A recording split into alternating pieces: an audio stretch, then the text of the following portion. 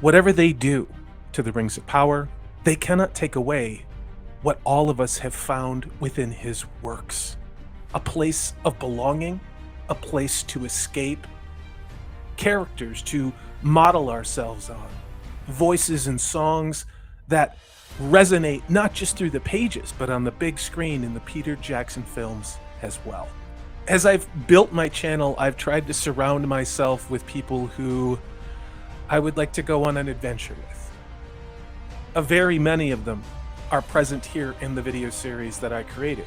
This may not be the last voice in this Fire of Fandom series for Tolkien, but here we are on 30, and this is where I said I wanted to go. The last voice I'm going to present to you within that count is the Zax.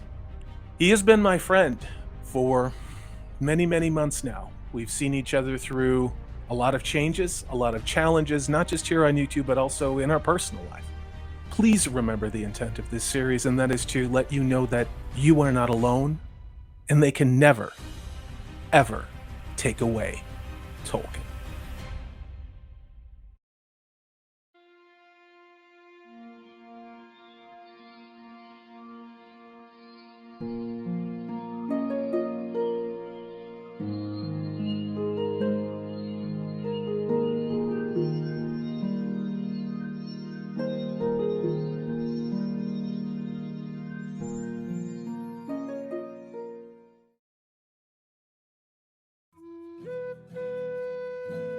I would have been probably 7 or 8 years old, and I found it at the library, local library. We didn't have a ton of money growing up, well, like no money growing up, so if I was going to get a book, it was going to be from the library. And so I spent a lot of time there, and I think the first book I found was The Hobbit. That makes sense. But then I remember talking to a librarian, and she said that the Silmarillion was technically first, and so I can go back and read that before I read the Lord of the Rings trilogy. So that lasted 20 minutes of me as a kid trying to read the Silmarillion, which I didn't do, and I skipped on forward to the actual trilogy, which I have I have a copy here somewhere, but it's one giant book. But yeah, that was how I found it. I was super young. I read all the time, and found Tolkien that way.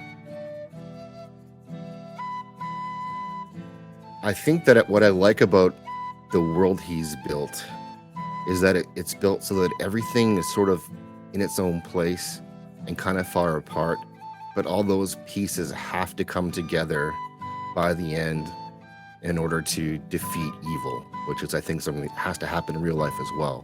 And so I don't know if I saw that when I was younger, but I see it now, and it's the way he does it is it's genius.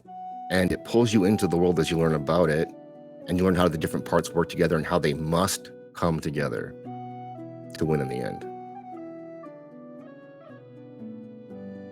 Okay, so I have to give a couple answers here because it's changed for me as I've aged.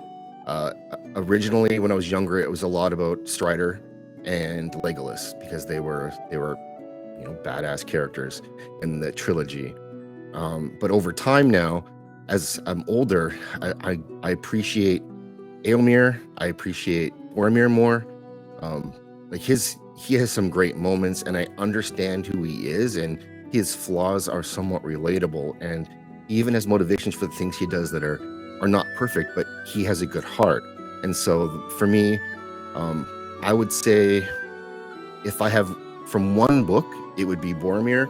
From the series, it would probably be Aragorn by the end, because he has a similar arc to Boromir.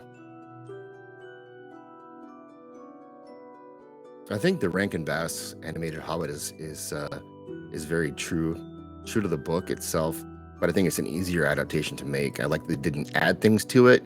There's nothing in there that wasn't in the book, so that's true to the story. But Jackson's trilogy I really did enjoy, and there's things he's changed, but especially as time has gone by, I in some cases I do like the things he's changed.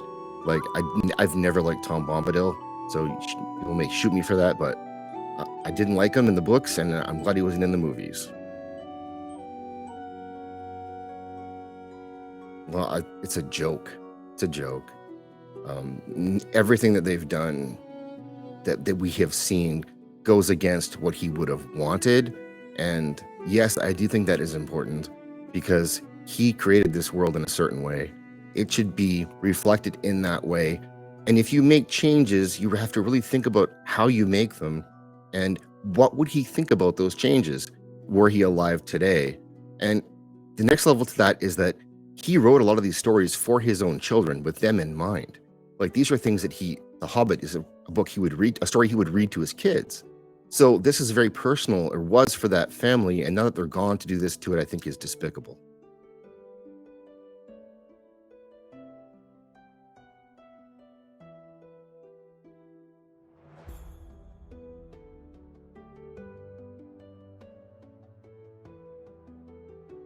As ever, this is Salty Texas Sea. I am Corey DB. Thanks so much for watching. If you've liked what you've seen and heard, please hit that thumbs up button.